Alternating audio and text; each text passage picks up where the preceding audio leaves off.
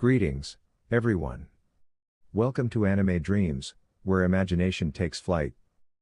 Today's fanfic journey delves into the question, what if Naruto's path crossed with the ANBU's, shaping his Chunin exam trials?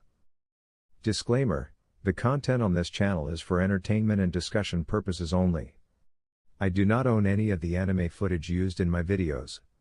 All rights and credits go to their respective creators and copyright holders. Let's dive into part 2 and unravel this captivating tale. Hiruzen was taken aback by a student's sudden appearance. He was curious about what she meant by referring to her grandson. "Hello, Tsunade Heim. It's good to see you well. What did you mean about your grandson?" Tsunade's eyes widened slightly, and she sighed as she massaged her temples. "Oh, that troublesome guy. I suppose he didn't inform you." Tsunade took a seat in front of her sensei. "I assume you know that Minato is Jiraiya's son?" "I do. I learned that Minato was an orphan before Jiraiya took him in," Hiruzen replied. "That's not entirely accurate. Jiraiya is not Minato's adoptive father, he's his biological father," Tsunade explained, observing his reaction. As expected, Hiruzen was surprised, causing his pipe to fall out of his mouth. "And there's more. What else could there be? And who is Minato's mother?" Hiruzen inquired. Tsunade paused for a moment before speaking softly. "Could you repeat that?" "It's me," Tsunade replied. "I'm Minato's mother. After Dan's passing, I left the village, as you know. One night, Jiraiya found me, and we ended up playing a game of poker with a bet. If I won, he'd settle one of my debts, and if he won, I'd go on a date with him. He won, and we went for drinks at a bar, which led to us staying at a hotel, and the rest is history." Hiruzen nodded, processing the information. "Why didn't you return with Minato, and why was this kept a secret?" "Because of Minato-kun. I shared his family background and the village with him. He was eager to become a shinobi for Konoha despite my reservations. He knew I wasn't fond of the idea and advised me to come back when I was ready. Ironically, he, as my son, was worried about my reputation. He concealed his parentage to avoid being targeted by the Clan Restoration Act, and for my sake, so no one would think I abandoned him." However, Tsunade's fist clenched in frustration as she gritted her teeth. "When Jiraiya mentioned Kushina's pregnancy, I was prepared to return. Upon my return, I was surprised to find out about his marriage to an Uzumaki. So, I decided to wait until after his child's birth to reveal Minato's identity to the village." "I see. Why did you believe Naruto-kun was deceased?" Hiruzen inquired further. Tsunade recounted the tragic events, recalling how the elders and Danzo misled her, claiming that Naruto's parents perished due to the fox. Returning from her pursuit of the snake team, she found the fox already sealed and learned from Danzo that Minato and his family were no more. Feeling deceived, she left with Shizune and never looked back, a surge of frustration evident in her ki, joined by Hiruzen's own dismay. Hiruzen lamented, "I should have been more aware. Naruto was groomed from a young age by the corrupt warmonger to be a tool, even manipulating the civilian council with the aid of my former comrades. It's becoming increasingly challenging to navigate these treacherous waters." Curious about Naruto's upbringing in the village, Tsunade inquired about his life as Minato's son, hoping he wasn't overly privileged. Hiruzen hesitated, perspiration forming on his brow as he prepared to divulge the truth. Meanwhile, at the Yamanaka residence, Ino listened in disbelief as Sakura recounted her recent mission with Team 7. Learning that Sasuke had endangered Sakura and that Naruto had heroically intervened, Ino couldn't fathom Sasuke's actions.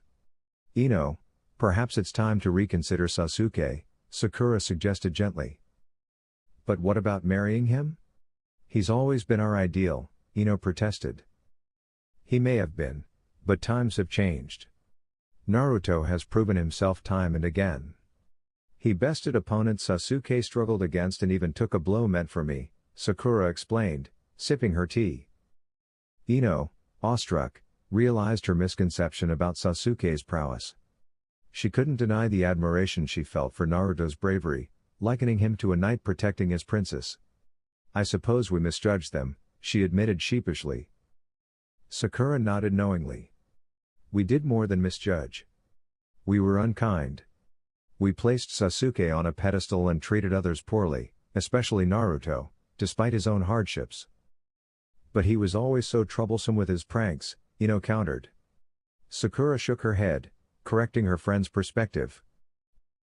Be that as it may, if I think about it, Naruto-kun might be the perfect guy for me. Also, I think I know why he was pulling pranks, and I'm pretty sure it wasn't just for enjoyment. During the wave mission, I found out a little about Naruto's past and it was pretty bad. Well, how bad was it? Well, we learned from Kakashi-sensei while he was in the orphanage, he was isolated from the other kids, they had him sleep in the basement, barely feed him and kept his room cold. But things changed when he turned 6 years old. Ino breathed in relief.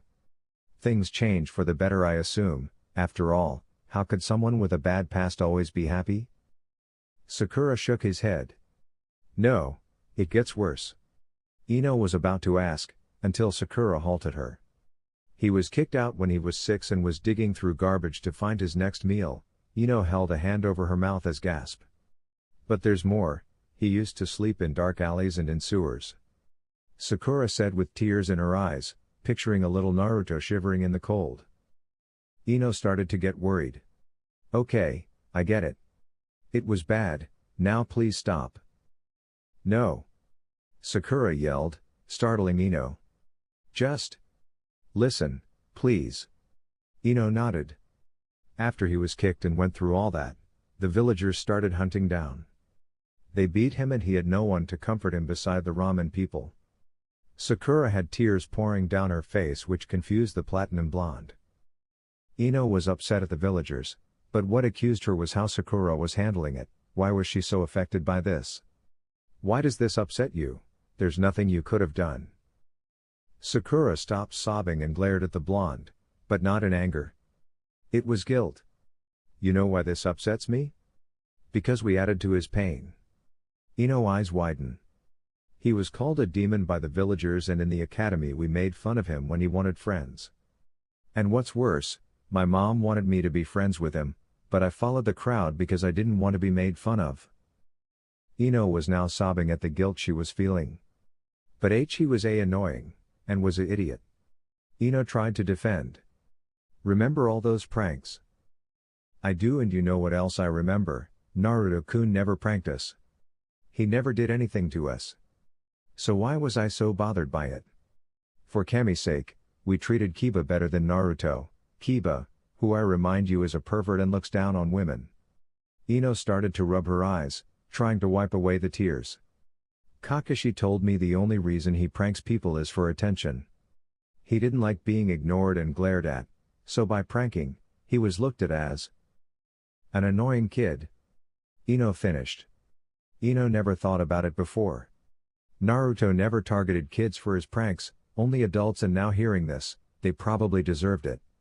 And now that she noticed it, whenever she saw him smile, it seemed forced, but she never thought of it because she never cared for her fellow blonde because she always focused on the Uchiha. But after hearing about the incident, she started to look at both Team 7 boys in different ways. She always dreams about getting married one day to a knight in shining armor, and she assumed Sasuke was the one to fit the description. Now after hearing about the emo, she was having second thoughts about pursuing any relationship with him. He's amazing, regardless of how the village treats him, he still wants to be Hokage and protect the village. I wish I could also be strong like him. Sakura blushed before continuing. I think I'm going to give Naruto-kun a chance, he proved to me how much he cares about me. Sakura announced. Even though he said he will never pursue me again, he didn't say his feelings were gone. Hold up, forehead, not so fast. Ino interjects. Why do you get to have Naruto? What if I want him? Sakura gasps in surprise before glaring at her old friend. And why would you want him, Ino pig? You hardly know him. Sakura yelled. Why wouldn't I? After everything you said, I would be stupid not go for him. Should I remind you, you said he's kind-hearted, strong, dedicated, and practically a knight. He jumped in front of an attack to save you. That's so romantic. I may not know him much, but from what you told me, he has the quality of a good man. I just get to know him better and show him my good side. He shouldn't be able to resist my charm, especially since I'm way more beautiful than you are. Ino said with confidence. Fat chance pig, Naruto-kun will be mine. After all, we already kiss. Ino was surprised but quickly hid it. Well, I guess I have to give an even better one. Like I let you. Sakura and Ino continue you back and forth, but they would never admit they were enjoying each other's company. Council room.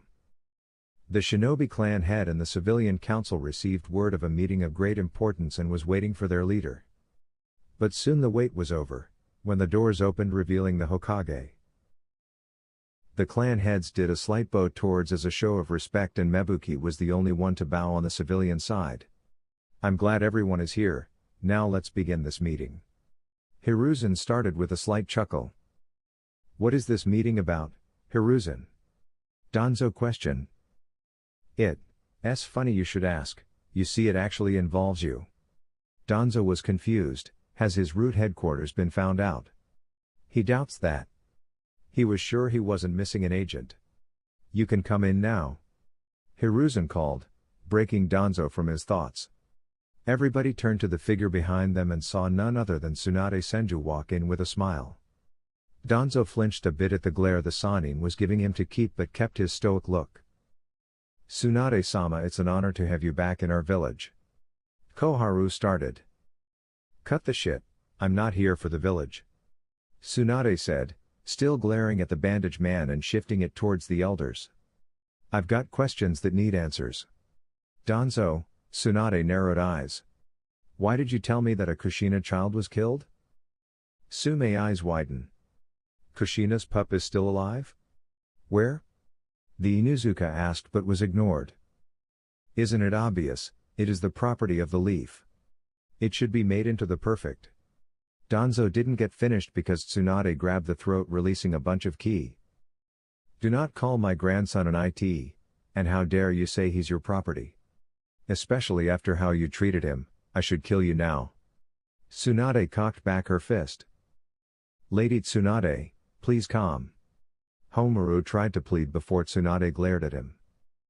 You're next. And you too, Koharu. Tsunade yelled, causing the advisors to flinch in fear. Is Nico here? An ANBU with a cat mask appeared in front of the slug princess. Yes, Lady Tsunade. I heard from the pervert you protect my grandson, for that you have my eternal gratitude. Tsunade thanked with a smile on her face. If you ever need anything, just ask. I would have protected him even if I wasn't asked to. This village owes them that much. And plus I kinda grew attached to him. Nico replied with a slight blush behind her mask. Excuse me, Lady Tsunade, but if the pup is alive, who is here? I was told he didn't make it. Sume asked in desperation. Nico, may you find him and bring here, please? Tsunade requested. Hi. Nico bowed before disappearing in a sunshine away. Will you just tell me who it is? Sume begged. Tsunade rubbed her temples and approached the woman and whispered in her ear. Sume eyes widened and glared at the civilian side of the council, making them shiver. I'm going to make you bastards pay, she then turned her glare towards Danzo. Especially you, you old prick.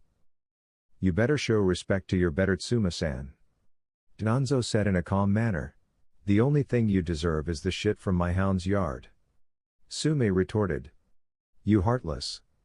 She was cut off when the doors opened, revealing Nico walking in, and what was strange, she was chuckling. I'm sorry, haha, he's on his way. Nico struggled to say because of her chuckling. Soon Naruto walked in with his jacket unzipped and lipstick all over his face, with a goofy grin on his, gave the boy a questionable look and turned to Nico for answers, but she was cut off. What's the demon doing at an important meeting? A merchant councilman began before he was grabbed from the throat by Tsunade. Sume smiled deviously. Watch what you call my grandson. Everyone's eyes widened, while the civilian side was shaking in fear, remembering everything they did to the boy. And if I remember, isn't there a law about that word? Nico.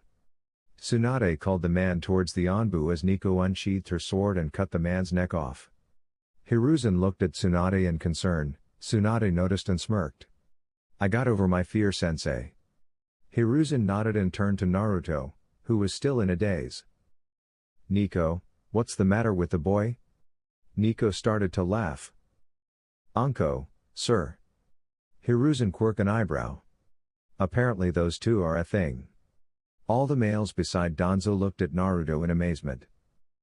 Naruto soon snapped out his gaze and realized he was in the council room. He was about to ask why he was here when he was suddenly swooped up by his feet in a huge hug. Naruto-kun. You're alive, I can't believe you are alive. Naruto was suffocating, gasping for air. Of course I am, who are you, lady? Tsunade sat him down and wiped a stray tear. Sorry, I was happy to see you. Why? Allow me to introduce myself. My name is Tsunade Senju, one of the Sannin, but most importantly. She bent down and kissed his forehead, making him blush. I'm your grandmother? Tsunade Senju? As in the granddaughter of the? Naruto paused and registered what he heard. Wait, did you just say? I'm your grandmother. Tsunade smiled. Naruto started to shake. Why? Tsunade gave him a confused look. Why weren't you here for me? Did you hate me like everyone else? No. Tsunade answered with tears of her own coming out. I would have been here for but. She started releasing ki, startling everyone. I was told by some soon-to-be dead fools, that you perished the night of the attack. She stopped the ki and gave Naruto a soft hug which he returned. I love you. Naruto was crying in the crick in her neck, very happy. Everyone gave them a moment before both the blondes calmed down. Wow, I can't believe I have family and it's a Senju. The shinobi clan heads, Hokage, Mebuki and Tsunade all smiled at the boy, happy for him. There's no way those two are related, Tsunade is a princess and the boy is nothing but garbage. Another council said, making the rest nod in agreement. He must have hypnotized her. Kid, show them. Kuruma suggested. Naruto smiled at the idea even though he wanted to keep it a secret. If I'm not a Senju, how can I do this? Makuten, Moku Bunshin no Jutsu. Naruto said, making a wood clone of himself, receiving gasp in return. You have Ji-chan bloodline. Tsunade asked in shock. That's right, Ba-chan, which reminds me. Naruto turned to face the Hokage. I would like to be in the CRA. Naruto shocked everyone. I agree, it'll bring great strength to the leaf to revive the Makuten, Senju and Uzumaki clan. Danzo said. Well, I don't, we shouldn't have any more demon spawns running around. The stupid councilman started before he was beheaded by Nico. Hiruzen looked at Naruto and nodded for him to continue. But there is a condition. Everyone waited for Naruto's condition in suspense and grew nervous when he started to chuckle. You can come in now. Naruto called. Anko walked in with a huge sinister grin, matching Naruto's. Anko-chan have to approve of them. Hello Shinobi Council, Anko greeted with a bow, then the Civilian Council. Your Royalistness. Why should the snake whore have the honor of such an important task, Uzumaki-sama? Another random councilman asked. Anko was about to jump up and torture the victim but Naruto grabbed her hand and gave her a warm smile. For one, I don't want anyone trying to gain power using my clan status. The civilians grumble a bit. And two, Naruto pulled Anko by her arms and gave her a deep kiss, surprising everyone. Anko got over her shocked mood and returned the kiss by wrapping her arms around his neck. Naruto wrapped his arms around her waist, earning an extra moan from the snake mistress. Some of the men were impressed with the blonde, while Tsunade gave a questionable gaze. After 30 seconds of making out, they broke apart for air and Anko gave Naruto a seductive smile. Didn't know you were an exhibitionist. Anko then turned her head towards the council. Now listen up, I don't want no pansy girl trying to bed my Naru-kun for his status, or my snakes will have a full course meal. So no fangirls nor loveless relationship.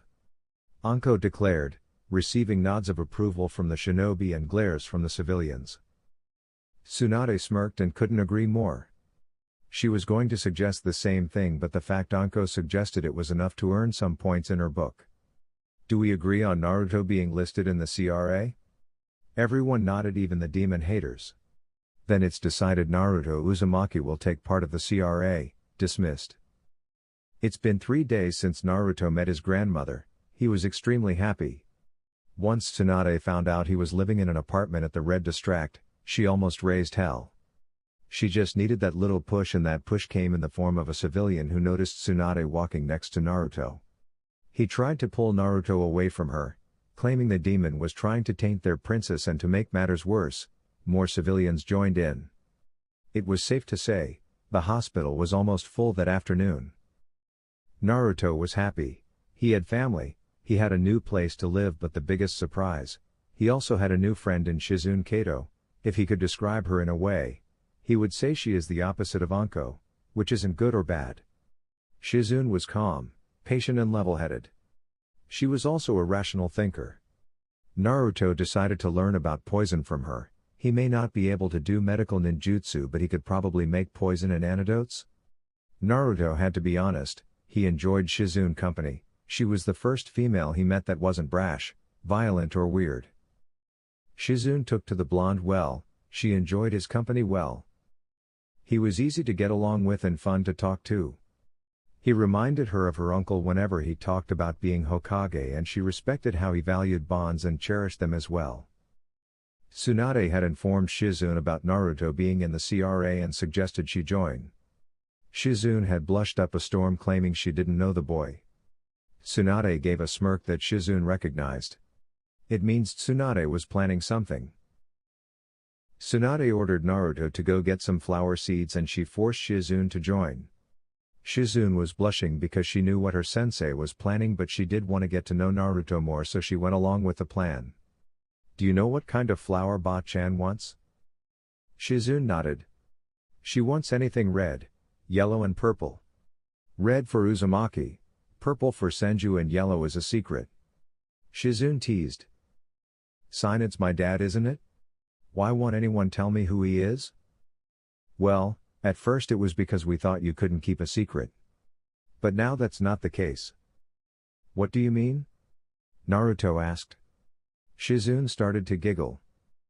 Well, you are training right now, and everyone assumes if you find out who your father was, you would be begging to learn his jutsu. Shizune answered. How strong are they? AS rank. Naruto pouted. Shizune giggled and rubbed his back. It's all right just to be patient, for me? Shizune asked. Naruto looked at Shizune and signed. Fine, I guess I can't ignore a request from a beautiful lady. Naruto said with a smirk when he saw Shizune blush. Nice one, Kit, you are finally stepping out of your cage. Kuruma complimented. Shizune calmed down and gave Naruto a sad look. You don't have to lie, I'm aware of my boyish look. Even with theses. Shizune pushed up her breast. Most guys don't pay attention to me. That's their loss. Shizune turned to Naruto and continued. You might not have big breasts like other girls doesn't mean you aren't beautiful. I think you have a natural beauty. When I'm with you, I feel calm and relaxed with you. So don't worry, if no one wants you, I'll go out with you. Naruto said with a grin. Shizune blushed and gave Naruto a warm smile. She bent down and kissed his cheek. Well, how about we go out later? She said with a wink. Naruto blushed and nodded as they headed towards the flower shop. Yamanaka Flower Shop. Ino was annoyed. After her conversation with Sakura, she decided to look for her fellow blonde but couldn't find any trace of him. She wanted to get to Naruto, her future husband, a little better. After Sakura informed her about Naruto's action, she still found it very romantic and heroic. As she was in her train of thoughts, Naruto walked in with Shizune. Hey Ino, how are you? Ino snapped out of her thoughts and gave a warm smile to the boy who infected her thoughts and blushed at his new outfit. Naruto-kun, there you are. I've been looking for you. Naruto was confused when he heard this and was even more confused when he heard the suffix, although it kinda made him blush coming from Ino. Regardless of how she treated him, he couldn't deny she was cute. Not to sound rude, but why were you looking for me? We're not exactly close. Ino frowned at the comment, causing Naruto to feel guilty. I'm sorry, I didn't mean. It's okay. Ino cut him off. I've been nothing but mean to you.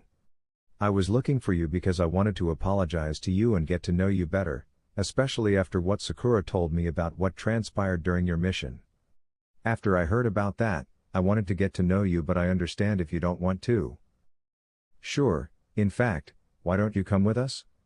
I was showing Shizune-chan around the village and I'm sure she would love to talk to another female. We will come back for the seeds later. Naruto offers, turning to his female companion, who gives him a nod of approval. Sure, let me close down and we can go. Ino said with a cheer and turned the signs on the door, then latched herself on Naruto's arm, surprising him. What are you doing? Naruto asked. Well, this is a date with two beautiful girls, so this is normal. Right, Shizune-san, was it? Ino answered. Shizune giggled and held Naruto's hand. Right, so where are we going? Naruto chuckled and decided to take them to a kimchi barbecue. When they got there, they sat at a table with a grill. So what are we eating? I'm ordering shrimp, beef, and pork. I'm not eating any meat, I'm on a diet and got to keep my figure. Ino answered, causing Shizune to give her a look of misbelief. What do you mean diet, aren't you a kunoichi? Shizune asked. Well yeah, but I gotta watch my figure. Like you. Shizune pinched her temples. Ino-san, I never dieted in my life. It's unhealthy and it can lead to a kunoichi death. Shizune said, surprising Ino. But if you never diet, how do you have that beautiful body? Ino asked. Told you, you were beautiful. Naruto commented. Shizune blushed and coughed in her hand to regain herself. Thank you for the compliment, and to answer your question, I train. Training helps build up stamina and strength. If you keep dieting, you'll harm your body. Ino was surprised, she didn't realize she was harming her body. Thank you for your advice. By the way, Shizune, who are you? I'm a medic nin and the apprentice of Tsunade Senju. Shizune answered. Ino's eyes went wide when she heard the Slug Princess name. You're the apprentice of Tsunade-sama? Ino practically shouted. Ino, Naruto? The two blondes turned to the voice and saw Sakura and Hinata looking at them. Hey forehead, Hinata-san. We were about to come see if you wanted to hang out with us. Hey Naruto, what are you doing here and who's this? Sakura said, while looking away from Naruto with blush. Naruto and Shizune-san came by the shop earlier to get some seeds and invited me along to show Shizune-san around the village. Get this, she's the apprentice of the Tsunade Senju. Sakura turned her head towards Shizune so fast, it almost snapped her neck. Really, she's every kunoichi idol. I'm surprised she's in the village. She said, sitting at the table, next to Ino, while Hinata sat next to Shizune. She was even more surprised to find her grandson still alive. When she heard the news, she rushed back to the village like an angry tiger. Shizune said. I wasn't aware that Tsunade-sama had a grandson. Hinata finally spoke. Yeah, I was surprised as well. Naruto said, confusing the younger girls. Why would you be surprised by that, Naruto-kun? Do you know him? Sakura asked her new crush. Because Naruto-kun is her grandson. Shizune answered. Ino's jaw dropped, Hinata fainted and Sakura walked up to Naruto and shook him fast. Why didn't you tell me? We're teammates. Sakura asked. Because I didn't know. Now can you let me go, Sakura-chan? Sakura stopped and blushed in embarrassment. Believe it, if I knew I would tell you. Hey, how would you three like to meet her? Naruto offered. Faster than light, Sakura and Ino were right in his face with stars in their eyes. Really? You're the best, Naruto-kun. Both girls squealed at the same time and both kissed him on the cheek, causing Hinata to glare a bit and Shizune's smile to twitch a bit. Naruto turned to Hinata, who started to blush. Are you coming too, Hinata-chan? Naruto asked with a warm smile, causing the Hyuga to pass out. Take that as a yes. Ino interjected. Naruto nodded and then finished eating. To Shizune's dismay, she had to convince Sakura to stop dieting as well, and after the speech, Sakura, along with Ino, started eating more meat.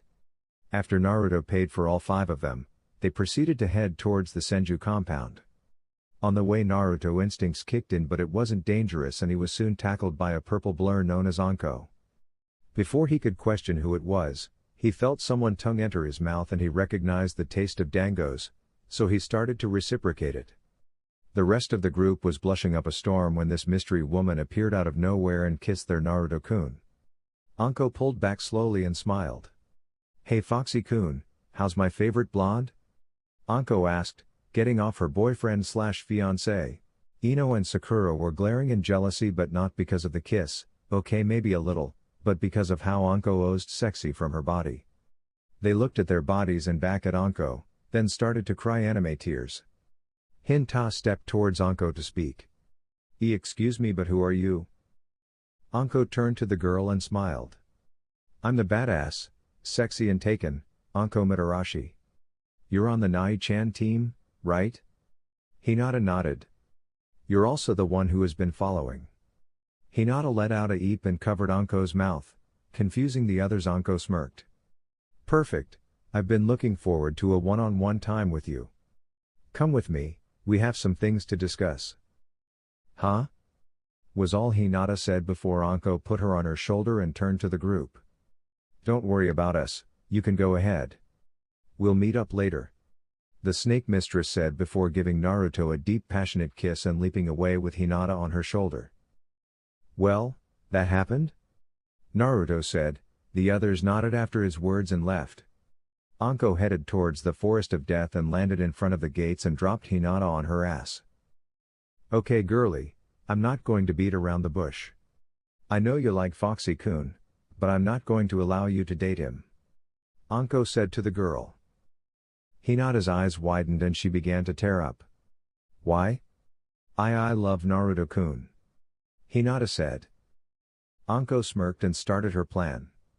Oh, believe me I know, but here is something you didn't know. Foxy-kun is in the CRA and as the matriarch female, I'm allowed to decide who's in and who's not. And I don't think you're good enough. Anko said, causing the girl to cry. But I can help you change that. Hinata stopped crying instinctively and was now focused. What do you mean? Anko jumped on the fence and crossed her legs. You're too soft and weak. You stutter too much and have no confidence. I've seen you train and you have hidden potential, which I can bring out. Foxy-kun is going to have a lot of enemies in the future and I don't want no one holding him down, understand? Hinata nodded her head. Foxy-kun is the type to risk his life for people he cares about, and if you date him you become a part of our family. Which means you'll have to protect him as well. So to keep it short, if you don't impress me after our training, you will not be with him.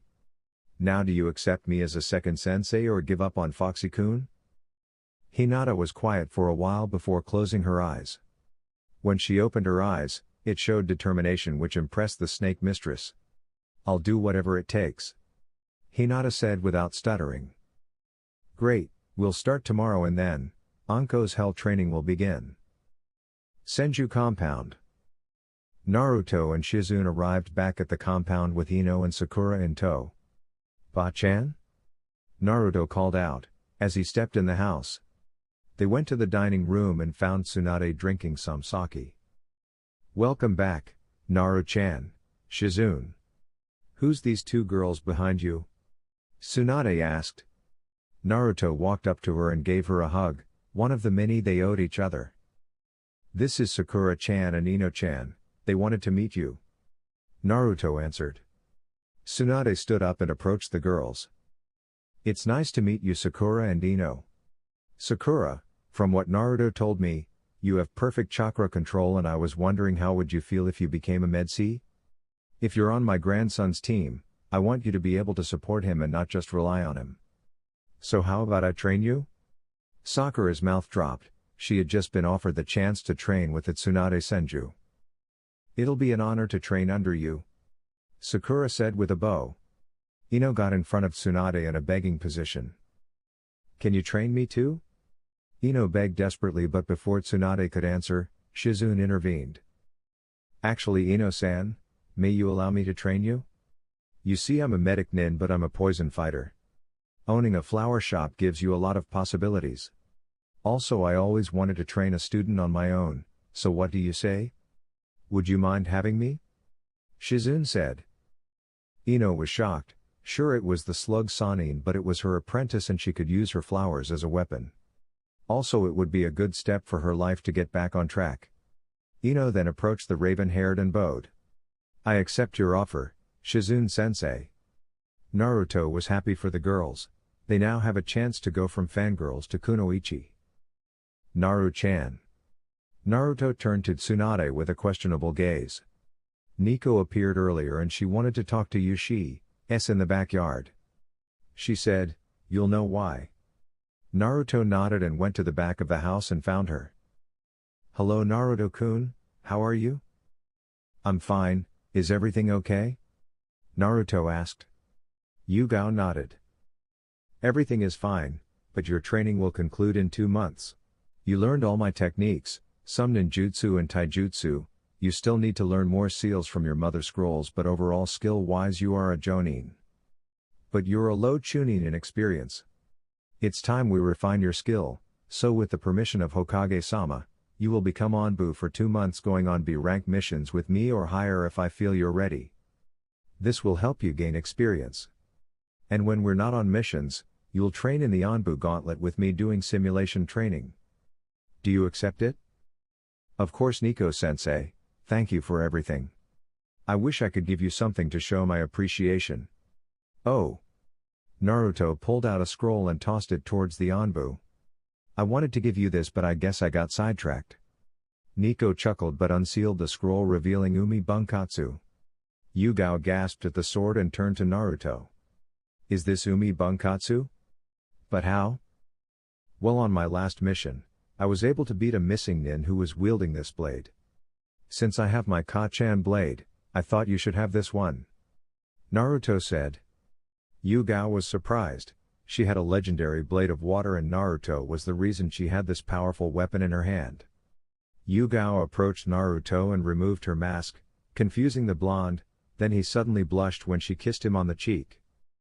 "Thank you Naruto-kun, I guess now we could help each other. You know, in some countries giving a swordsman a sword as valuable as this is considered a proposal," Yugao said, causing the blonde to blush. As she looked back at the blade, she thought of her previous conversation with Hayate, her ex-boyfriend. Flashback. "What?" Yugao asked, facing her boyfriend with disbelief on her face. She was facing her boyfriend in her apartment. "I'm breaking up with you, but it's not you, it's me. You see, I'm slowly dying. I didn't want to tell you until Tsunade-sama confirmed it. She said I have an incurable heart disease and it could happen any day now," Hayate explained, sitting on their couch. "But why break up with me? Shouldn't we spend your last days together?" Yugao pleaded. Hayate shook his head. "Because you need to unattach yourself to me, it'll be harder for you to let go. I don't want you to dwell on my death. I want you to find someone to love you as much as I do. Maybe that Naruto guy." "Naruto?" Yugao repeated, confusingly. Hayate smiled and nodded. "You haven't noticed? You always talked about how much fun it is to train him, that he has high potential and so much fun to be around. And don't let me add how he was treating Anko like a princess and would make the perfect husband for anyone." Yugao blushed in embarrassment, causing Hayate to chuckle. He got on his feet and approached the blushing ANBU. "Listen, I love you and always will, but after today we shouldn't see each other anymore. It's the best for you. I'll be dead soon, but you'll live and be happy for the both of us. Just promise me something." "Anything," Yugao responded. Hayate adopted a teasing smirk. "Name your first kid after me," Hayate said, causing Yugao to blush. Flashback end. Nico-sensei? Yugao looked up and smiled at the blonde. She had to admit, she was becoming a little attracted to the blonde and he always gave off this warm aura. She informed Anko of Heiei's wishes and Anko fully supported the thought after comforting her sister figure.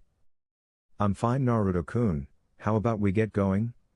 Go say goodbye to your friends and family before we leave because you won't see each other for 2 months. Yugao said. Naruto nodded and went inside his home to say his goodbye, although he told them he was going on a training mission and not an ANBU. Tsunade hugged the boys, covering him with kisses. Shizune decided to take a step further and gave him a peck on the lips. Sakura and Ino, not wanting to lose, kissed him on both of his cheeks causing the boy to blush. But none of that was even comparable to when he found Anko at her apartment to inform her. When Naruto broke the news to her, Anko told him we are going to make up for future time and dragged him into her bedroom. After around 30 minutes, Naruto was covered with lavender lips and on his chest was Ankoheim property. And he had a goofy grin on his face, which caused Yugao to chuckle. After that they left and headed towards ANBU headquarters to begin Naruto's training. Kit, I'll teach you some more elemental jutsu and some of the fox-style techniques. Plus it's about time to get rid of your hatred, so you harness more of my chakra. We will talk more when your true training begins. Kuruma said, receiving a nod from Naruto. Uchiha compound the next day. Kakashi just arrived at the compound and appeared at his raven hair student window and saw Sasuke just waking up. Yo! Kakashi greeted. Kakashi-sensei, what do you want? Sasuke asked in a cold tone. Well, I got some news for you. It turns out Naruto and Sakura are going to be busy the next 2 months. The Hokage didn't let me know what they will be doing but it's just going to be us. Sasuke smirked at this. No one will get in his way of training. With him and Kakashi alone, he will become stronger. So what now? Sasuke asked.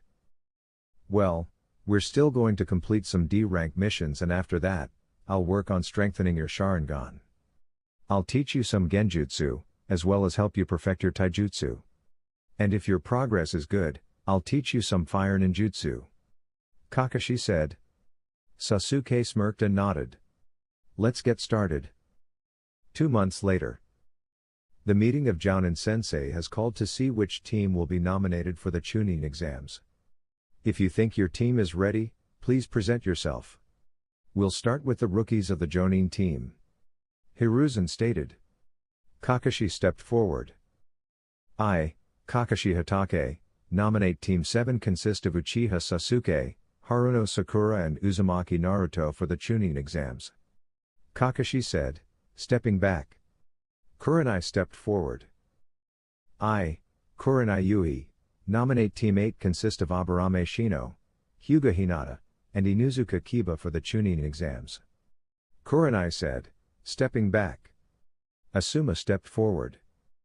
I, Asuma Sarutobi, nominate Team 10 consist of Akimichi Kuji, Nara Shikamaru, and Yamanaka Ino for the Chunin exams. Asuma Sarutobi said stepping back. Iruka was about to get up and protest but the Hokage stopped him and turned to the Jounin. You may leave and hand the applications to your students. Hiruzen ordered and as the Jounin left Iruka finally spoke. Excuse me Hokage-sama, but why did you allow the rookies to take part of the exam, especially Naruto? He was the dead last and I don't think he's ready for something of this caliber. Hiruzen chuckled. You don't have to worry about Naruto-kun, after all. Hiruzen went close to Iruka's ear. I think everyone has to worry about Naruto-kun because I can guarantee he'll be one of the strongest Jonin there. Iruka's eyes widened. What could his leader mean? Somewhere else in the village, Anko was enjoying some sweet dumplings after her final day with the Hyuga heiress. She could honestly say she was excited to see her little project in action. She felt guilty she had to keep the secret from Kurenai but to Anko, it was more of a surprise. She was snapped out of her thoughts when she felt a pair of arms wrap around her torso. She was about to confront whoever this person was, she reached for a kunai but paused as the perpetrator stopped her wrist. When she faced the person, her expression shifted from anger to happiness. Hey Ankoheim, I was just... Naruto's words were cut off as Anko jumped at him, kissing him passionately. He closed his eyes, returning the kiss, drawing Anko closer, eliciting a soft moan from her. After a minute, Anko pulled back, noticing everyone around them blushing and staring. "What is everyone looking at?" Anko exclaimed, causing people to quickly disperse. Naruto chuckled, hugging Anko. "I missed you, Anko-chan." Anko smiled warmly. "Same here, Naru-kun." Anko stepped back, taking in Naruto's appearance. He was dressed in a white open jacket over a fishnet shirt, blue ANBU pants with his sword by his side. Noticing his toned physique under the shirt, Anko couldn't help but feel a bit excited. But what intrigued her the most was the aura emanating from him. "Wow, Foxy-kun, your presence is quite enticing." Naruto grinned. "Well, admiring your beauty is quite a challenge," Naruto remarked, causing Anko to blush. "Well, as enjoyable as this conversation is, I must prepare for the Chunin exam. Perhaps we can celebrate if you get promoted," Anko said, giving Naruto a playful wink before disappearing with sunshine. Naruto chuckled at his girlfriend's playful nature and headed to Team 7's training ground. "Kid, there are 3 individuals tailing you," Kurama informed Naruto, detecting 3 faint chakra signatures. Naruto smiled, recognizing one of them. "Konohamaru, I know you're there," he said, turning to a concealed figure trailing him. "Detecting me this early? As expected of my rival," Konohamaru exclaimed, leaping out with 2 companions. "You two, introduce yourselves." "I'm Udon, and I have a penchant for mathematics." The bespectacled boy known as Udon introduced himself. "And I'm Moigi, considered one of Konoha's finest kunoichi," the orange-haired girl stated proudly. Naruto chuckled and ruffled Moigi's hair playfully, causing her cheeks to flush. "You're quite adorable," Naruto complimented her, eliciting a deeper blush. "So, what brings you 3 here?" "Well, boss, I was wondering if we could engage in some ninja practice," Konohamaru inquired. "I think that's a splendid idea. Consider it a preliminary training session?" Kurama suggested. "Naruto-kun?" Naruto was interrupted as Sakura approached, sporting a new haircut and a red vest with a matching skirt. He sensed her increased strength. Sakura hugged Naruto enthusiastically. "It's great to see you." Naruto returned the hug. "Likewise, Sakura-chan. The haircut suits you well. You look fantastic." Sakura blushed at his words. "Hey boss, is she yours, you know?" Konohamaru asked, lining his fingers in a circle. Naruto was about to answer but Sakura cut him off again. "I will be but not yet," Sakura answered, winking at Naruto. Naruto blushed a bit. "As expected of my rival, she's beautiful but her chest could be bigger." Suddenly the room got a lot colder. Naruto slowly turned his head towards his teammate and saw the Oni. Konohamaru. You should run," Naruto warned. Konohamaru looked at Naruto then towards Sakura and saw evil. He then took off in the opposite direction, while Sakura chased after him. "Get back here, twerp!" Sakura yelled. Naruto chased after her along with the other K-Core. Naruto saw them round the corner and made his way towards them. He had to admit, Sakura anger was a great power source. Ouch, the fuck. Naruto arrives behind Sakura to find his protege being yanked up by the collar by a catboy thingy. But what caught his eye was the kunoichi standing next to him. "Nice legs," Kuruma commented. Naruto nodded in agreement. The girl looked at Naruto and blushed a bit with a smirk on her face. "Looks like the blonde hottie is checking me out, gotta say, love the eyes," the girl thought. "Excuse me ma'am, but may you please let go of my friend?" Naruto asked politely, causing the boy in the cat suit to seethe while the girl chuckled. "I'm a boy and why should I? He ran into me. Maybe I should teach him a lesson to watch where he is going." The boy cocked his fist back and was about to punch, but all of a sudden he felt metal on his throat. He looked down and saw a tip of a blade pointing at him. When he looked into the blonde eyes, he saw that they were slit. "I'm sorry, but I should have been more clear. Put him down or die," Naruto said, releasing some ki. The boy dropped Konohamaru, who ran behind Naruto. The boy reached for his bandages, but as soon as he touched them he felt a blade touching the back of his neck. He turned around and saw the same blonde who was just standing in front of him. "Naruto-kun is amazing," Sakura thought. "Strong and handsome, I think I just found a potential boyfriend." The girl thought. "Boss is so cool." The three kids thought, with Moegi having hearts in her eyes. "That's strike 2. If you attempt to harm anyone from my village, not only will you be kicked out of the exams but you will die here and now. Plus the guy in the tree next to my teammate is getting pissed. You can come out now, Sasuke, and so can you, Red," Naruto said, returning to Sakura's side. Sasuke jumped down from the tree, but surprised him that there was somebody behind and he didn't sense him, but Naruto did. Sasuke glared at the blonde. "How strong are you? I couldn't sense this guy, but the Dobi could." The girl looked at Sasuke and back at Naruto. "He's cute, but the blonde is way better." The Red glared at the catsuit man in anger. "Kankuro, you're a disgrace to our village." But Gaara." "Shut up, or I'll kill you," Gaara said, jumping down, landing next to his team. He turned to Naruto and bowed. "I'm sorry for the trouble my teammate has caused." Gaara turned to walk away with his team. "Wait, who are you?" Sasuke asked, glaring at the redhead. "Who, me?" the girl asked. "No, the guy with the gourd," Sasuke responded. Naruto walked behind Sasuke and smacked him on the head, then turned to his fellow blonde. "I'm sorry, he plays for the other team. He doesn't appreciate beauty such as yourself," Naruto said, making the girl blush. "My name is Sabaku no Gaara, I'm interested in learning your name," the redhead said. Sasuke smirked. "Of course you heard of the... I wasn't speaking to you." Gaara cut the Uchiha off and turned to the male blonde. Naruto quirked an eyebrow and gave Gaara a challenging smirk. "Naruto Uzumaki, future Hokage."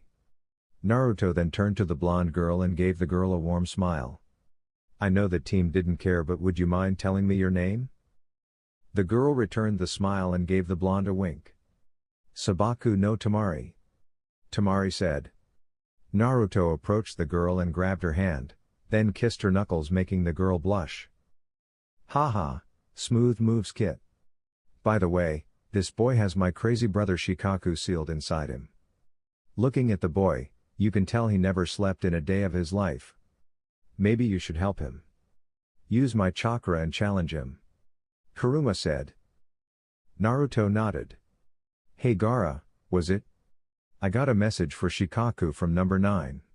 Naruto said, causing the Sand Nin's eyes to widen. "Shikaku, stop torturing the boy and let him sleep, or else you'll be dealing with me, and trust me, unless you want to become a tailless beast, stop tormenting him," Naruto said, making the voice in Gaara's head panic a bit. Gaara looked at the blonde with a confusing gaze. "Mother says I can sleep tonight." Tamari and Kankuro's eyes widened. Tamari turned to her fellow blonde and wrapped in a hug, then kissed him on the cheek. "Thanks for helping my brother, maybe we could meet up later?" Tamari said before turning around and leaving with her brothers. Naruto turned to his teammates and the kids. "Let's go guys, we are supposed to meet up with Kakashi-sensei and Konohamaru, I'll hang out with you later." "We have to go," Naruto said. "Got it boss, see ya." "Nice to meet you Sakura-san, but not your team," Konohamaru said before disappearing. Sasuke grunted and Sakura giggled.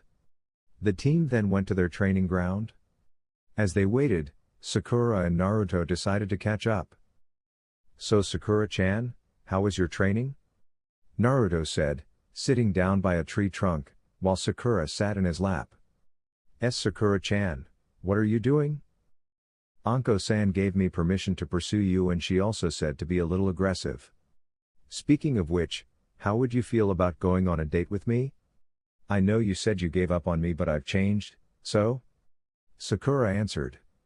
Naruto chuckled and wrapped his arms around Sakura's waist. Well, who am I to ignore a girl's need? Sure, I don't mind giving you another chance. So about your training? Naruto asked. That's a secret that you have to wait and see. Sakura answered, sticking her tongue out. Well, it wouldn't really matter because you are just a civilian. Sasuke cut in. Naruto was about to speak but Sakura spoke first. Well, I don't remember asking you, Uchiha, not that your opinion matters. Now why don't you just go over there by yourself and broad in the daylight like all emos? Sakura retorted. Sasuke's jaw dropped, his fangirl just told him off. Naruto was staring at Sakura in amazement. Sakura turned to the blonde and was about to question him because of the way he was looking. She was surprised when Naruto smashed his lips onto hers and wrapped his arms around her waist, pulling her closer. He pulled back and smiled at the pinkette. Sorry, but talking down to the team kinda turned me on a bit. Sakura just nodded with a day expression on her face. Yo! The three turned to Kakashi, who appeared out of nowhere. Naruto, Sakura, it's good to see you too.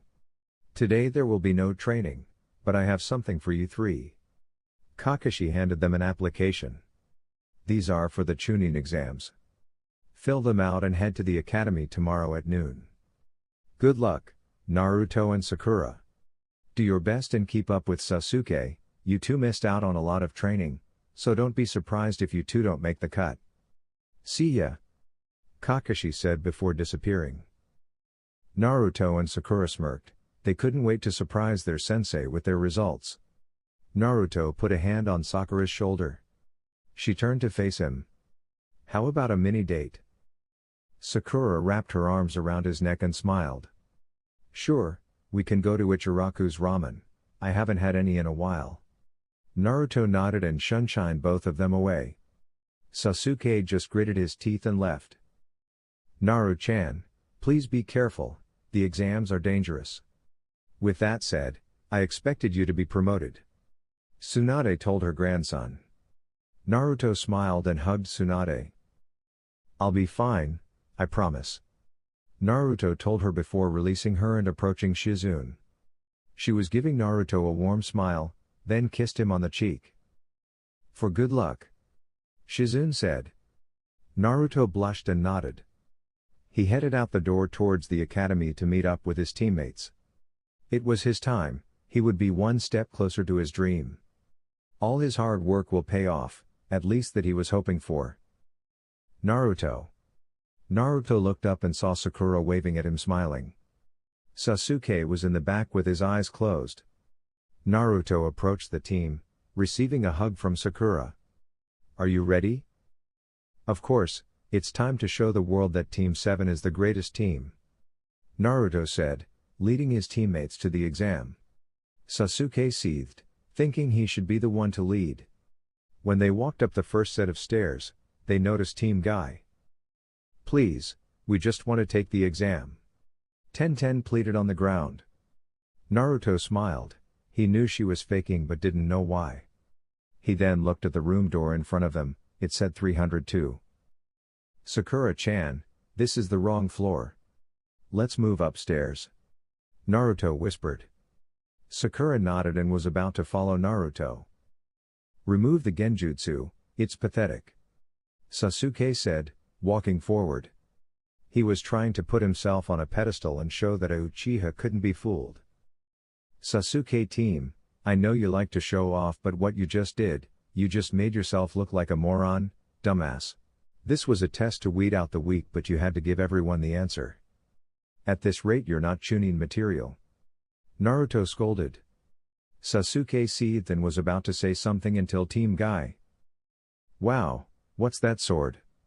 May I take a look, Naruto-kun? Naruto smiled at the weapon lover. Sure. He handed the girl his sword. Tenten had hearts in her eyes. The sword was a beautiful crimson red, mixed with black. It was well taken care of and sharpened just right. She handed the sword back to Naruto. That's an amazing sword, do you mind if we spar sometime? Sure, anyway. I have something for you. Naruto said, pulling out a scroll and handing it to Tenten. Tenten looked confused but opened the scroll. Her eyes had stars when she saw multiple shurikens, kunais and different swords. Naruto chuckled at her reaction. And here's the best part, they're made out of chakra metal. Tenten's head snapped at Naruto when she heard that. And you'll just give it to me? Of course, you want to be a wee pumph. Naruto couldn't finish when Tenten slammed her lips onto Naruto. Sakura's eyes twitched a bit, Sasuke didn't care and Team Guy was shocked at the reaction. She pulled back and gave him a flirty wink. Thanks Naruto, maybe after the exam we could train sometime. Tenten said. Naruto nodded dumbly before replying. Sure, if I get a kiss like that every time I give you a weapon, I might go hunting for more. Naruto said with a blush and scratched his cheek. Tenten punched Naruto's arm. You have to buy me dinner first. Who knows? You might get lucky. Naruto smiled at that. Are you Naruto Uzumaki? Naruto turned to Neji but for some odd reason, he was glaring at him. You're the one Hinata-sama always talks about and the one responsible for her recent change. Because of you, she now thinks she can change her fate as a failure. Naruto's eyes narrowed at the comment. Let's get some things straight. 1. I have no idea what change you're on about. Anko, and 2. Watch what you say about her. Neji snorted. Or what? Or I might do something I regret. Naruto said in a dark tone, putting his hand on the hilt of his sword. Neji activated his Byakugan and Naruto's eyes turned slit. The room was filled with Naruto's killer intent. Neji wasn't showing it but he was a little scared. Sakura was concerned Naruto might do something he regrets. You two calm down, it's unyouthful for comrades to fight. Lee said, walking between them. Neji deactivated his eyes and walked towards the stairs. You better not hope we don't face each other. The Hyuga said walking up the stairs. Tenten shook her head disappointedly. I'm sorry about him, he has a pole stuck up his ass. Tenten commented, causing both Naruto and Sakura to laugh. Lee approached the pinkette blushing. Excuse me, Sakura-chan. You are the most beautiful girl I ever laid my eyes on. Will you be my girlfriend? I promise to protect you with my life. Rock Lee proposed. Sakura looked at the green spandex boy and sighed. Sorry Lee, was it? I already have my eyes on someone else. Sakura said. Lee cried anime tears for a second before turning to Sasuke. Excuse me Sasuke Uchiha, I would like you to spar with me. Naruto, Sakura and Tenten looked at Lee with a shocked look on their faces. Sasuke gave Lee an arrogant smirk. You know who I am and still want to fight me. I do. I want to prove genius can beat natural talent. Lee responded. Sasuke, don't do it. The Uchiha turned to Naruto as the blonde continued. You can't beat him as you are, he's strong. Sasuke snorted and turned to face Lee. I'll end this in a minute. Naruto shook his head and turned to walk away. Sakura decided to follow him. Naruto-kun, why did you say that? Do you believe Sasuke will lose? Naruto nodded. Yes, Sasuke's pink eye won't work on him. How come? He doesn't use chakra but he is a pro at taijutsu. Sasuke will not be able to touch him. When they approached the top of the stairs, Kakashi was there waiting for them. Hey you two, where's Sasuke? Getting his glorified ass handed to him by bushy-browed Junior Naruto answered as Sasuke approached them limping. He looked at Naruto and narrowed his eyes. Not a damn word. Sasuke said. Naruto whistled innocently while Sakura giggled. You should have listened to Naruto-kun, he did try to warn you. Sakura said. Sasuke glared at her, causing her to blink confusingly. When you said not a word I thought it only meant for Naruto. Kakashi signed. Well I'm glad all three of you are here, especially you two Sakura and Naruto. Be safe and even if you don't make Chunin, there's always next year but try your best. Naruto and Sakura looked at each other and smirked. Kakashi had no idea about their training and thought it was funny. When they walked through the doors they were met with glares from multiple glares. Naruto ignored it and walked towards the corner of the room with his team in pursuit. Naruto, test out your Kitsune AI, it can couple jutsu like the Sharingan and repel genjutsu towards the caster. I also modified it so you can see chakra levels and hum true attention through their chakra. If it's black, they're a threat, if it yellow, they're friendly, and blue they're neutral. Naruto nodded and activated his new dojutsu, his eyes turned gold and had slits. He looked around the room, analyzing the competition. Across the room and raven-haired, pink-eyed Kunoichi was looking at Naruto. It can't be. He looks like the Yondaime description. Damn, this couldn't be worse timing.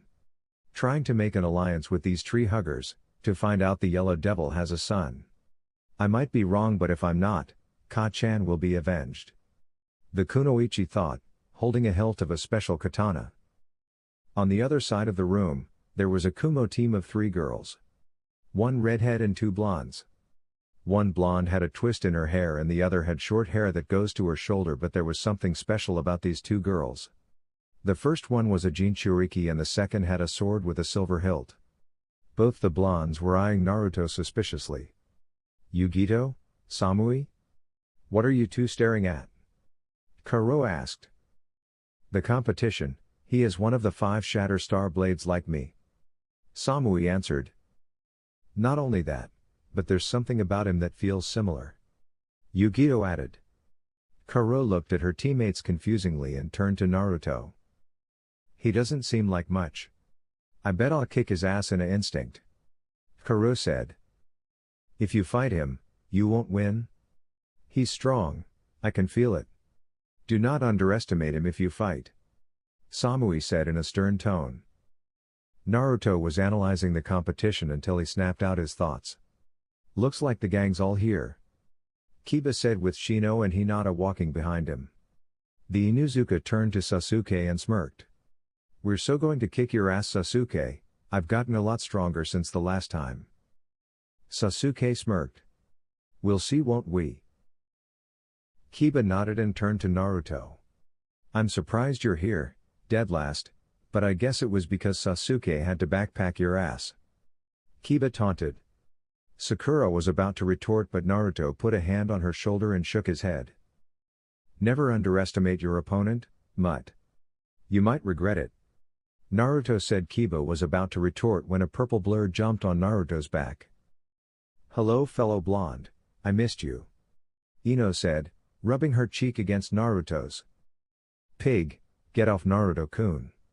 Sakura yelled at the blonde, grabbing Naruto's arm and hugging it. Kiba was shocked at the display. Shikamaru and Choji walked towards the group as well.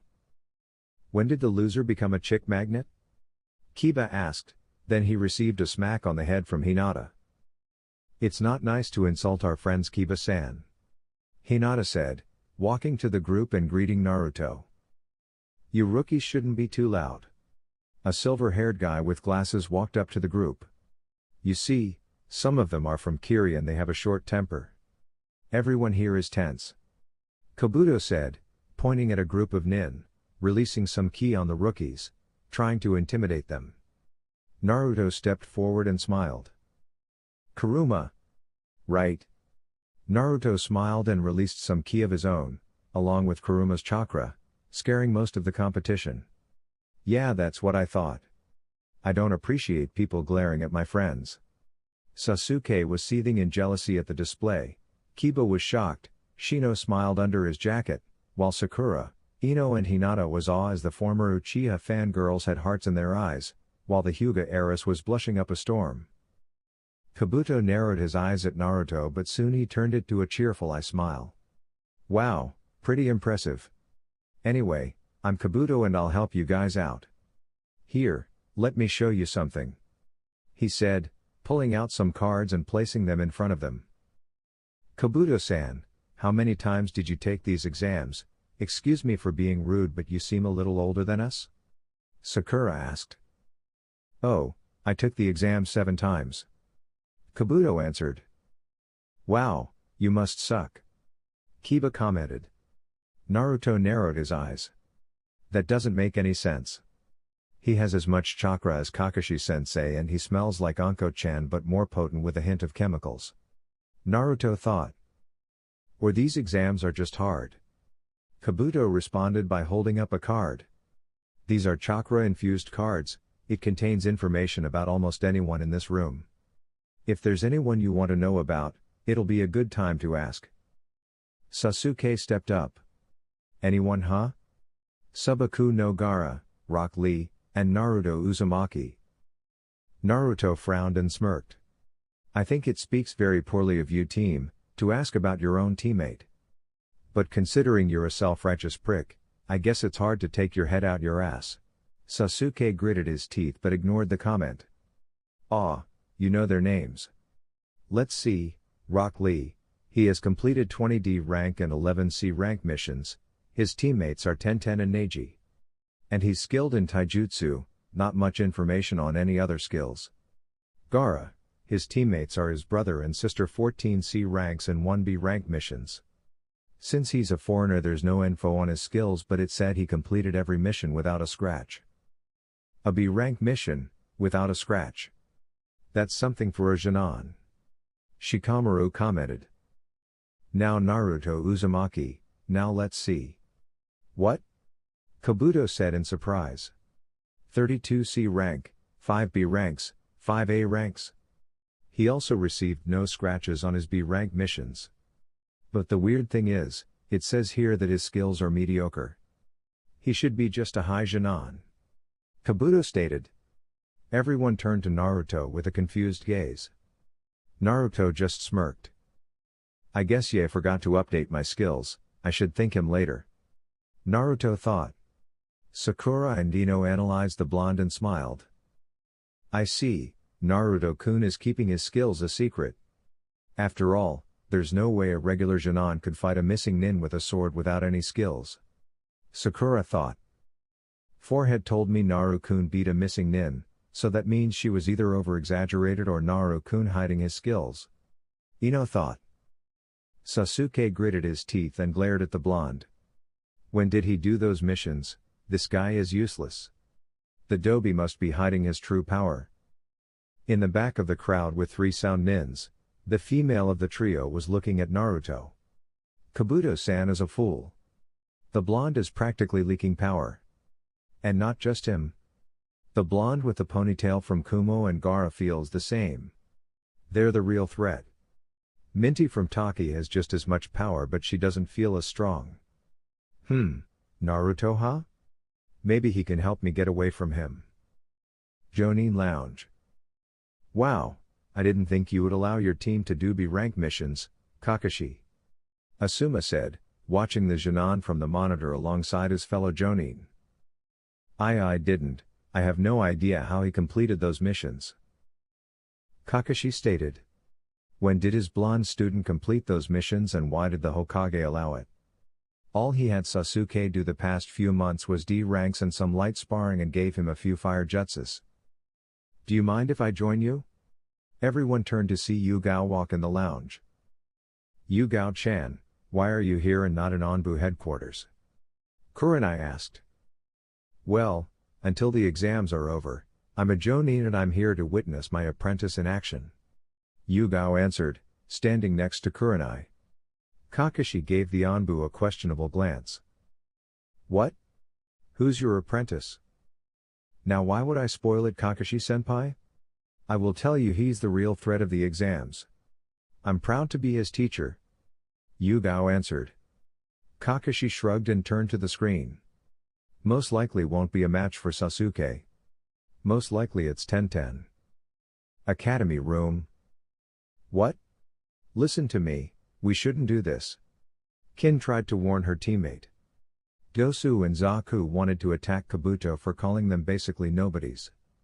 But Kin was against it since a certain blonde was near the Konoha spy. That Naruto kid is aware, he's been shifting his stance and been listening to us. Shut up, you're just paranoid. Let's go. Dosu said as he and Zaku leapt towards Kabuto. Kin turned her attention to the blonde and saw him smirk as he put his hand on the hilt of his sword.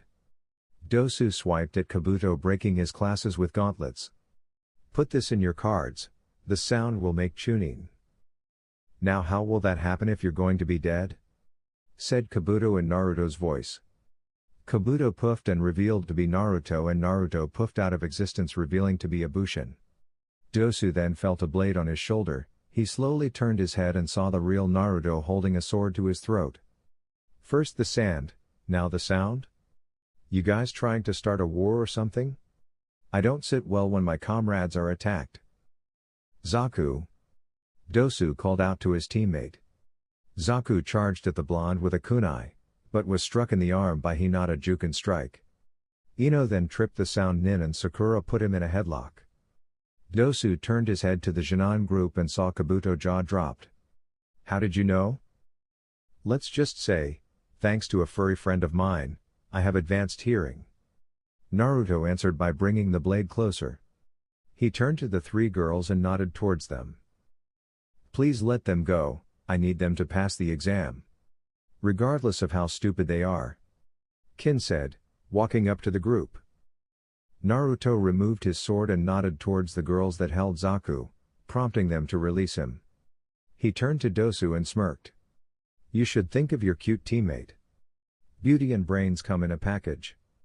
Naruto said.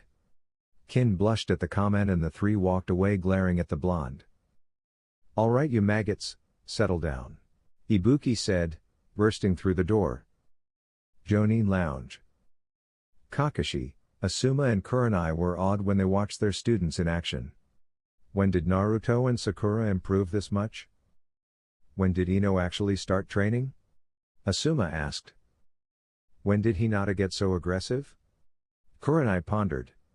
In the village, a woman drinking sake, one outside the forest of death and on shopping with a pig sneezed. Testing room. Naruto saw down next to a girl from Taki and Tamari, both of them eyeing him. He turned to the sheet of paper and narrowed his eyes. What the heck, are these the questions we are supposed to answer? No Jinan can answer unless you were tutored by an ANBU. Alright, listen up. My name is Ibuki and I'm the first proctor. This is a written test and I'm going to explain the rules.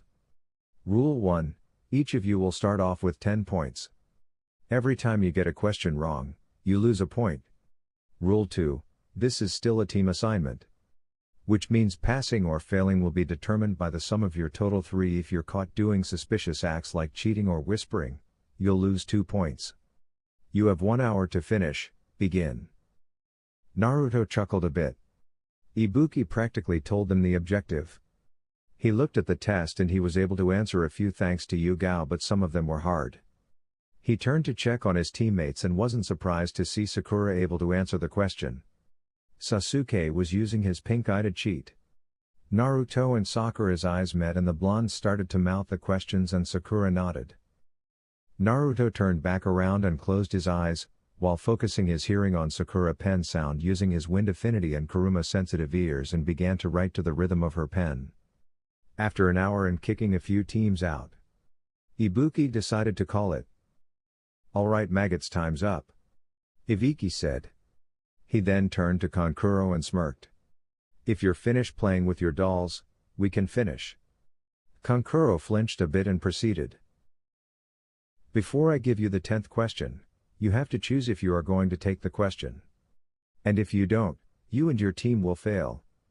Also, if you get this wrong, you'll never become a Chunin.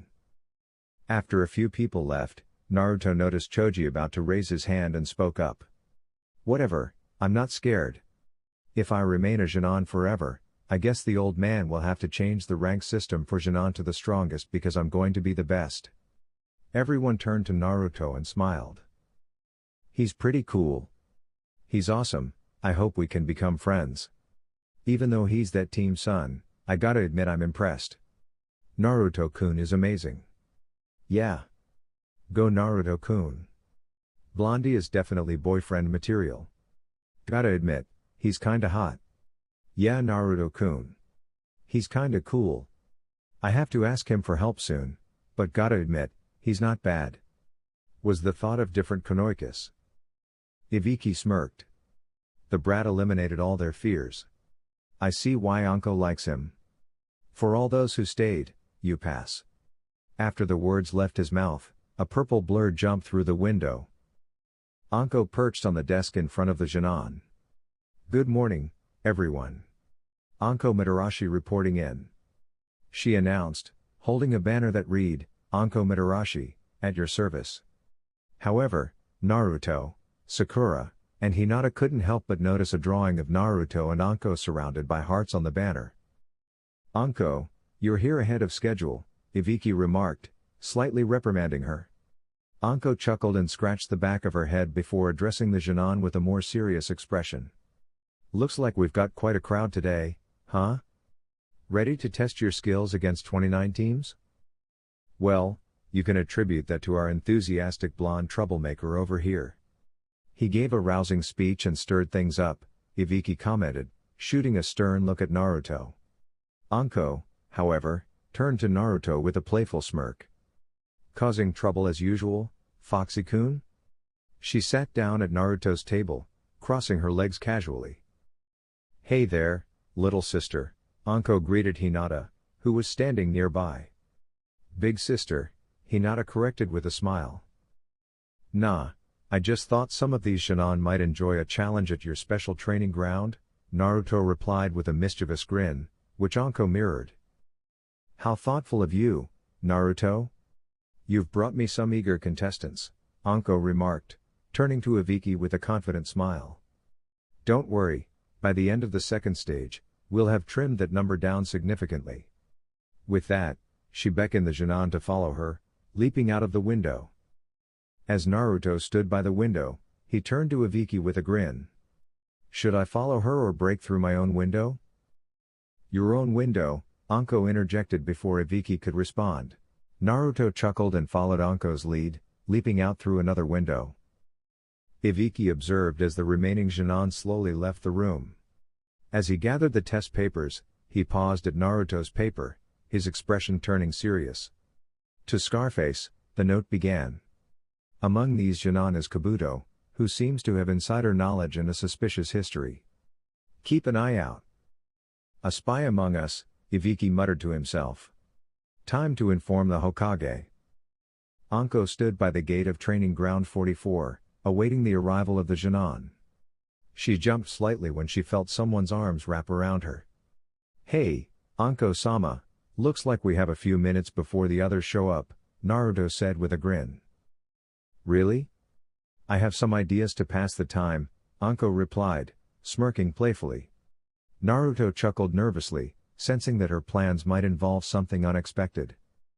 When the rest of the Chunin arrived, they found Anko sitting on a tree branch, happily swinging her legs, wearing a familiar jacket. Sakura approached her, looking around. Anko-san, where's Naruto-kun?" "Oh, while we were waiting, I decided to burn off some energy. Naruto is in the tent. You can come out now," Anko called out, holding Naruto's jacket. Naruto emerged, causing some of the girls to blush as he wore a fishnet shirt that accentuated his abs and muscles. Sakura noticed something on Naruto's neck. "Naruto, is that a mark?" "That's just an Anko thing. It's a reminder that Naruto-kun's heart is mine when the time is right. Everyone else, be patient," Anko explained, causing a mix of reactions among the girls. "Now, enough distractions. Welcome to the Forest of Death. Your mission is to protect a scroll marked Heaven and Earth while trying to acquire a different scroll from another team and reach the tower in the center. Be cautious, this forest is full of dangers," Anko announced, getting the Chunin focused on the task. "Sounds exciting," Naruto remarked with a grin. Anko tossed a kunai at him, which he caught effortlessly. She then demonstrated some swift moves behind him, emphasizing the need for agility and quick thinking. "To survive here, you need to be agile like Naruto here," Anko said, playfully sliding her hand up his chest before noticing a suspicious figure. Naruto reacted swiftly, showing his readiness for any danger, diffusing the situation without much fuss. Anko separated herself from Naruto and smirked at the Chunin. "Thank you, but be careful, if you do that again, you might die." The nin nodded and walked off. Naruto narrowed his eyes at the nin. "Kit, the nin is not a Chunin.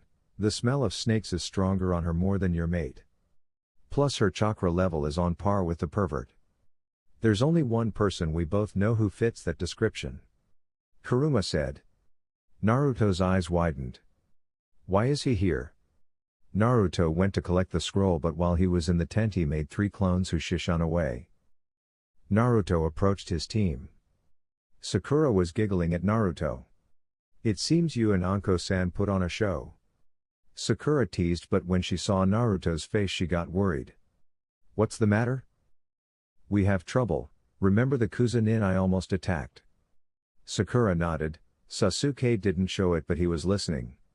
She is just as strong as a cage and her chakra is evil. Sasuke and Sakura's eyes widened at this. If you run into her or the Sand team, don't fight them. You will die. Kuruma, what are our chances if we use that? Better, I admit, but you still lack experience. While you could survive, it'll be hard to fight while protecting your teammates.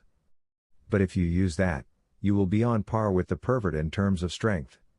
Still, you would only be able to hold that form for 10 minutes. I hate to admit this, but you should have learned Sage Mode from your grandfather. The fox said. Naruto nodded. All right, now that everyone has signed the waivers. Remember, make it to the tower in 5 days and show the world what you can do. Just one more piece of advice, just don't die. Especially you, Naruto-kun. What am I saying? Naruto-kun is stronger than me. He has this. I feel sorry for anyone who would pick on him. Naruto was leading his team through the forest and landed on the ground. Okay, time to plan out a strategy. I'll hold the scroll and seal it in my arm. Also, just in case someone tries to henge into us, I'll mark us with a seal. Stick out your arms. Sakura nodded and did as instructed, but Sasuke refused. We don't need the seal, I'll be able to see through a henge with my Sharingan. Naruto didn't feel like arguing and placed a seal on himself. Fine, before we continue, we should plan our next move. We shouldn't blindly search for a team to fight Sasuke, especially since we're going to be targeted. Sakura gave Naruto a confusing look. Why do you say that, Naruto-kun? Because we have the last Uchiha on our team and some people still think I'm a dead last idiot. A Cyclops, a perverted mutt, and Uchiha sneezed. Bless you, team. Anyway, all we have to do. Naruto paused and turned to Sakura and nodded. Sakura saw this and returned it. I have to go take a leak, excuse me. Naruto walked behind a tree while Sakura and Sasuke just sat near a tree. 10 minutes later Naruto walked from behind. Man, sorry I took so long, guys. TSK, can we get a move on? Sasuke said impatiently. Sakura narrowed her eyes while channeling chakra into the seal. She slowly approached Naruto, which confused him. Naruto-kun, where's your sword? Sakura asked, pretending to look worried. It seems I left it behind the tree, Sakura. Naruto said. Sakura narrowed her eyes and sent a kick between his legs, causing Naruto to scream and Sasuke to wince. Thanks for confirming you're an imposter. Naruto-kun calls me Sakura-chan, and Naruto would never forget his sword. Sakura said, causing Naruto to dehenge to Ame-nin, who passed out from the kick. 2 more Ame dropped from above with Naruto following behind. Great job, Sakura-chan, you know me well. Naruto said, giving the pink cat a foxy grin. Sakura blushed. And guess what, we have the scroll we need. We can head to the tower. What, but I need a challenge. I didn't get to do anything. Sasuke complained. He wanted to test his training, but he was outdone by his 2 loser teammates. Too bad, team. But this exam is not just meant for fighting. We have to show the world that we are Chunin. Get down. Naruto yelled before getting blown away by a gust of wind. Naruto-kun. Sakura called, seeing the blonde be blown deeper into the forest. Kukaku, I've finally found you. Now shall we play a little? Said a Kuzunin who appeared on a tree branch. Sakura eyed the Kuzunin. This is the nin Naruto-kun said to avoid. She feels evil and killer intent is in humans. Sakura thought, shaking in fear. Sasuke was shaking more than Sakura. I didn't think the Dobi was serious. We don't stand a chance, I feel like I'm suffocating just being near her. Damn, where did that wind come from? Naruto thought, rubbing his head. When Naruto stood up and looked ahead, there was a tree-sized snake looking down at him. Great, a snake. What a minute, there's only 2 people I know that used snakes. Damn it, he's here. Naruto said, putting his hand on the hilt of his sword. The snake lunged forward towards the blonde, but Naruto disappeared, then reappeared behind the snake. The snake paused for a moment before splitting in half, killing it in the process. Now to find Sakura-chan. Well, if it isn't my lucky day. I get to kill the backstabbing bastard spawn. Naruto looked up and saw Kurotsuchi standing there with a familiar-looking blade. Sorry cutie, but your time is up. Don't you want to know what kind of scroll I have? Naruto asked. Kurotsuchi snorted. Like I care, I'm just here to end your life. But why? Is it because Iwa and Konoha hated relationship? Naruto said, standing up and putting a hand on the hilt of his sword. Kurotsuchi jumped down, sword in hand, across Naruto. Not at all, in fact. Ji-san was going to try and form an alliance with your Hokage, this is personnel. Naruto looked confused more than ever. Personnel? I've never seen you in my life. True, but your father, the Yondaime, killed my mother. Naruto's eyes widened. Kurotsuchi charged forward and did a downward slash towards the blonde. Naruto unsheathed his sword and blocked it. But it was a war, people were just doing their duty. Naruto said, pushing Kurotsuchi back and leaping in the air. He sheathed his sword and went through a few hand signs. Suten, Suihachi. Naruto put his palm forward and shot a stream of water towards the Iwa Nin. Kurotsuchi quickly sheathed and went through her own hand signs. Doten Doryudan. A dragon head formed on the ground and shot mud bullets towards Naruto, overpowering his jutsu. Naruto unsheathed his sword and channeled wind chakra in his blade. Shitsuyona Kaze no Ha. Naruto called, before slicing through the bullets and heading towards Kurotsuchi. Kurotsuchi brought out her sword to block Naruto's. Your father didn't kill her in the war. My grandfather and the Sandaime set up an agreement to unite the 2 villages, and the Yondaime along with 2 other nins met my mother's squad to retrieve the scroll. But after that mission, my mother never returned. We found her teammate's body between the meeting place and Iwa, but my mother's body was gone. On their bodies, we did find a certain headband. Naruto's eyes widened, then narrowed. So no one's seen the deed, you were just trying to kill me off a pointless grudge. Kurotsuchi seethed. Like you understand, maybe if Iwa took something from you. Naruto's eyes hardened. Actually, they did. Naruto said, swinging his sword, pushing the kunoichi back. Iwa, alongside Kumo and Ame, destroyed my clan out of fear. 3 villages killed my ancestor because they were scared of what could become a threat. But do you see me hunting you or your team down? No, but you have the gall to blame me for the actions of another. Kurotsuchi flinched a bit.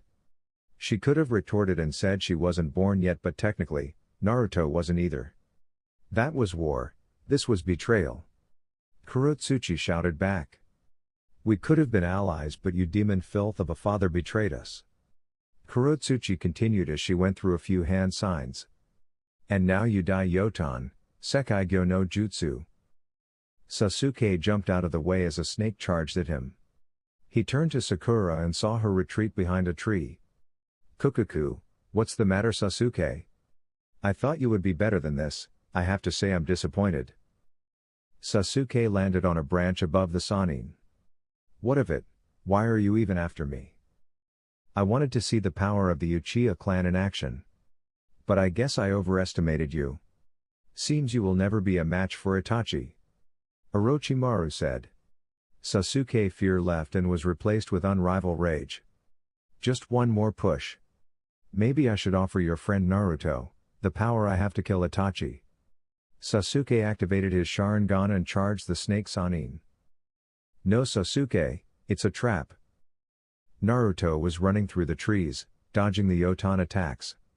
He grabbed a branch above him and spun, using the momental, he zoomed towards the Iwa Kunoichi. Kurotsuchi brought her arms up to block the incoming punch Naruto threw at her. She grabbed Naruto's wrist and pulled him towards her. She then went for a knee attack, but Naruto used his other hand and grabbed her knee and used it as a floor, leaping away from his opponent. Naruto made 2 clones and hinged them into a windmill shuriken. He threw them towards the Iwa Kunoichi. You have to do better than that. Kurotsuchi taunted, preparing to dodge. Fine, Shuriken Kage Bunshin no Jutsu. The windmill shurikens multiplied to 50. Kurotsuchi had to admit she was impressed. She dodged the first one, but to her surprise, when one of the shurikens hit the ground, it exploded. He mixed hinged with exploding clones and multiplied them. Kurotsuchi thought in amazement. If she was honest, he would be the perfect guy for her. He was strong, tactful, hot as hell and brave. But too bad he was the son of the Yondaime.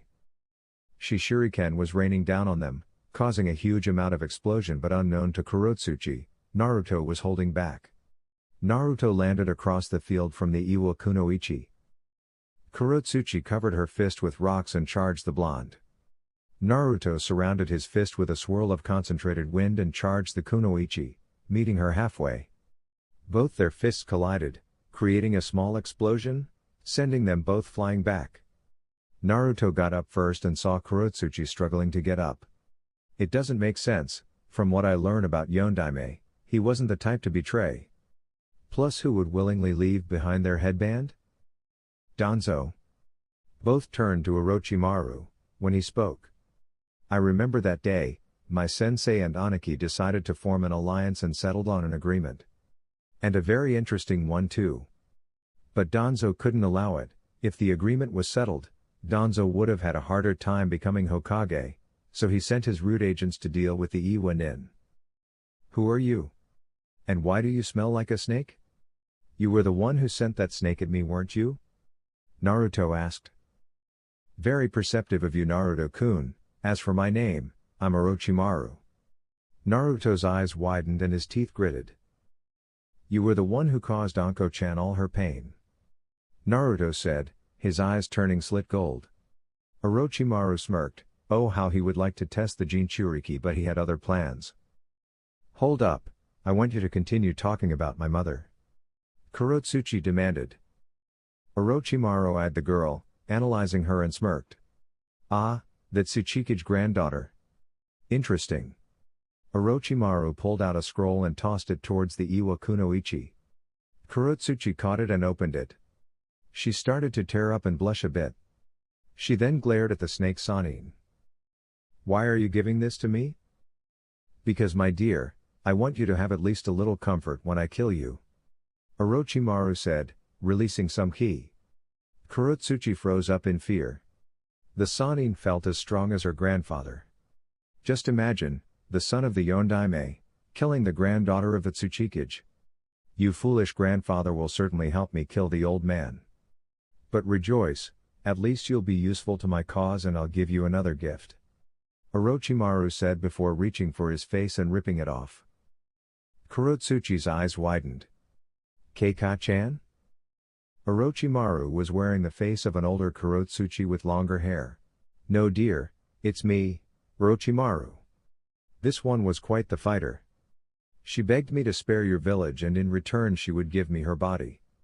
It's too bad, I was hoping she would have one of your village's Kekkei Genkai, but it was all for naught, Kukaku. But I must say her physical strength is remarkable. Kurotsuchi fell to her knees and started to cry. Naruto looked at the girl in sympathy and gritted his teeth. You scumbag, how dare you toy with other people's feelings? People are not your plaything. Naruto's eyes turned gold for a brief moment. Wait. Naruto halted for a moment when a blur launched towards the snake Sanin. Orochimaru was taken aback as he felt a powerful punch striking his cheek, sending him flying several feet away from the group. Tsunade landed gracefully in front of the two Genin, cracking her knuckles with determination. Thank you for sending a clone, Naru-chan. Now, It's time to address my old teammate for interfering with my grandson. Hey guys! Hope you're all doing well. I'm thrilled that the second part of our journey kept you engaged and eager for more. Promise to upload more segments soon, so stay tuned for the next exciting chapter. Grateful for your support. Anime Dreams,